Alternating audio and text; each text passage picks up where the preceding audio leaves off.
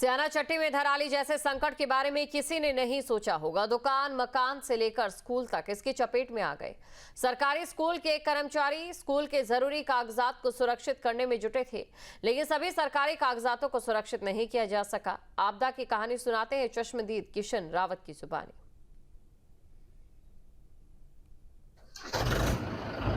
यमुनोत्री राष्ट्रीय राजमार्ग से सटे हुए स्याना चट्टी के पास बने अस्थायी झील में होटल, गेस्ट हाउस, सरकारी स्कूल की बिल्डिंग, पुलिस चौकी, ये तमाम वो चीज़ें हैं जो जलमग्न हो चुकी है।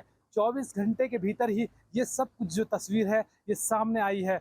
मैं खुद अभी इसी स्थान पर ही मौजूद हूँ और हमारे साथ कुछ लोकल लोग भी हैं, सरकारी स्तर से भी और प्राइवेट स्तर से भी।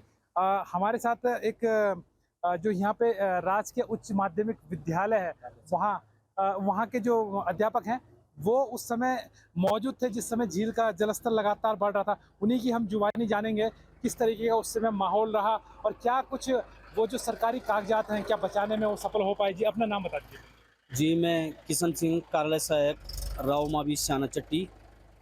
कल करीबन 21 तारीख को 3:30-4 बजे की घटना रही होगी। यमुना का जल स्तर काफ़ी ऊपर बढ़ गया था और जैसे हमको सूचना मिली कि पानी का जल स्तर स्याना चट्टी में काफ़ी जल भराव हो गया है, हम अपने रूम की तरफ से मैं सबसे पहले विद्यालय की ओर भागा।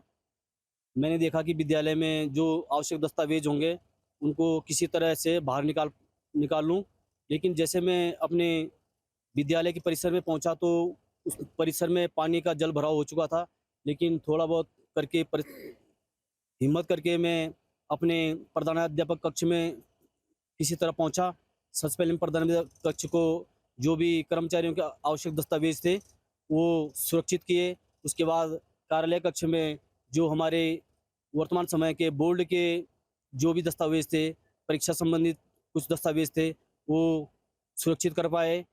और तब तक ज़्यादा जल भराव हो गया और पुलिस प्रशासन की तरफ से भी हमको फिर रोक दिया गया कि आप वहाँ से इधर निकल लो। लेकिन इसमें हमारी 1 मंजिल बिल्डिंग तो पूरी जल भराव हो चुका है, जिसमें प्रधानाध्यापक कक्ष, कार्यालय कक्ष, लैब कार्यालय और पुस्तकालय, ये सब क्या है जल भराव से एकदम निपट गए। जो सरकारी जो दस्तावेज हैं कुछ हैं अभी वहाँ मौजूद जो अब कुल मिला के पानी के उसमें पूरी तरीके से गीले हो गए होंगे, नष्ट हो गए होंगे। बहुत सारे दस्तावेज हैं अभी भी, जैसे हमारे समाज कल्याण विभाग के द्वारा छात्र स्कॉलरशिप द्वारा कई हमारे छात्रों के डॉक्यूमेंट्स थे, वो भी वहाँ जल के भराव के कारण अस्त व्यस्त हो गए हैं। और बहुत सारे वो थे ऑनलाइन, हमारे कई डॉक्यूमेंट्स थे वो भी वहीं रह चुके हैं।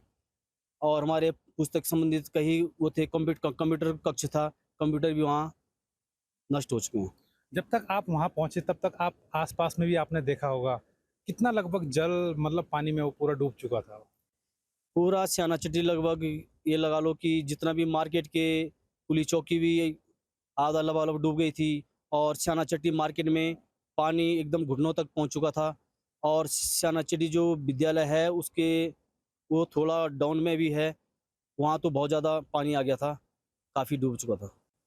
बिल्कुल, ये उस समय के चश्मदीद हैं जब अचानक से स्याना चट्टी जो अस्थायी झील है वहाँ का जल स्तर लगातार बढ़ने लगा और जिसका सबसे बड़ा कारण था गढ़गाड़ में जो मलबा और बोल्डर यमुना नदी के जल प्रवाह को रोकने का जिसने काम किया। उसके बाद लगातार स्याना चट्टी अस्थायी झील का जल स्तर इतना ज़्यादा बढ़ गया कि सरकारी तौर पर अगर देखें तो दस्तावेजों को नहीं बचाया जा सका गेस्ट। लेकिन ये जलमग्न के पीछे कब यहाँ से झील का पानी अपने जल प्रवाह में जाएगा, कब ये डिस्चार्ज पूरी तरीके से हो पाएगा, ये कहना जल्दबाजी होगी। हालांकि अब तक जिला प्रशासन की जो टीम यहाँ है, तकनीकी जो टीम यहाँ मौजूद है, उनके द्वारा ब्लास्टिंग यानी 5 ब्लास्टिंग कर ली गई है।